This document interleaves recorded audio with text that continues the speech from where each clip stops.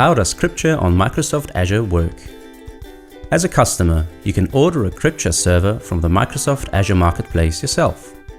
All you need to do is to search for the Cryptshare server in the portal or marketplace, open the respective page and click Create.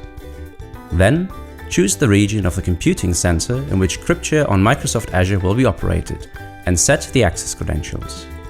Several machine and hard disk types are offered, and you can choose freely according to your specific needs. To make your choice easier, we have narrowed it down for you. Next, select the network you would like to integrate into your server and determine the DNS prefix. Microsoft will then check your data and settings. After this check is complete, you can create your Cryptshare server by clicking the respective button. The server will be set up in the background according to your configurations. Once the Cryptshare server is up and running, you will be sent a notification from Microsoft Azure. The Cryptshare server can then be configured to your wishes and requirements. For instance, you can adapt it to your corporate design. In accordance with our Bring Your Own License policy, you need a valid license to use Cryptshare. Once you have uploaded it to your Cryptshare server, you're able to benefit from Cryptshare's full scope of functionality.